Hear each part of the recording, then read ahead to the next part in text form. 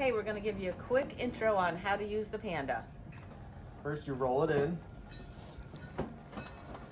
and plug it in so you don't drain your battery supply.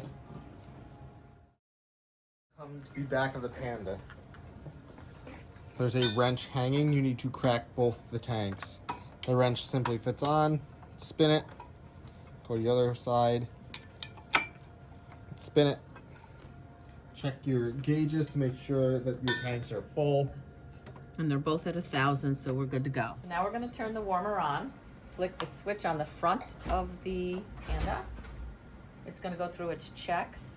While it's going through the checks, we're gonna check the supplies on the bed. So on your bed, you should have your suction, your O2 sat probe, your heater probe, a hat for the baby, and a bulb suction. As the Panda's warming up, you can check your suction in your bags. Your suction is here. Flip it on. Check your suction catheter, occlude it. You will see it move over here, ensuring that it's on. Turn that off, move on to your bag. You will flip this on. You will hook your bag to the oxygen port, ensure it's flowing. You can adjust your liters to 10. In your oxygen, you will start off at 21 and adjust as needed. We have two types of bags, your self-inflating as well as your anesthesia bag. With the anesthesia bag, you have your manometer. You're gonna make sure to pull that out so you can see how deep your breaths are. It simply attaches to the side of the bag here to ensure that you're not overventilating the patient.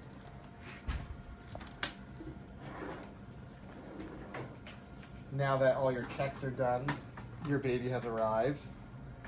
You will hit admit baby and go through the steps of hooking them up. Your heater automatically sets to manual mode. You will switch it to baby as Kathy places the probe on the child. So I'm gonna place the probe on a non-bony prominence, so the abdomen, preferably not the liver side. This is gonna pick up the kid's temperature, and you're gonna switch it over to baby mode, like Sean said, and raise your temp to 36.7 to 37 degrees. When this happens, your baby's temp will show up here. It's not always the most accurate on these kids, so you wanna keep in mind you might wanna check your child's temperature if you're gonna be here for any length of time. Once that's on, you'll go on to your oxygen probe. The hat always goes on. We lose a lot of heat through the head. Next, we go to the oxygen probe. You pick the appropriate size probe, and on newborn, it's always gonna go on the right wrist. You put it on before you hook it up to the actual monitor.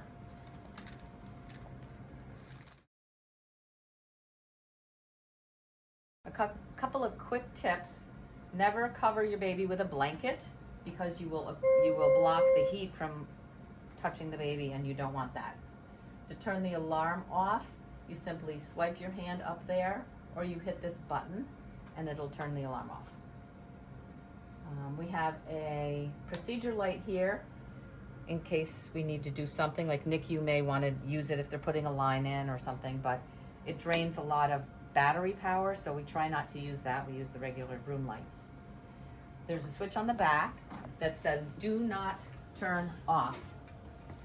That should be left in this mode right here. If you're having a problem troubleshooting it, somebody may have turned it off. And the last tip.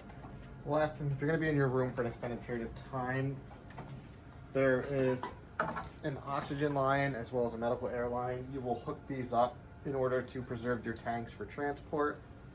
Otherwise, you will drain your tanks and the NICU team will not be happy.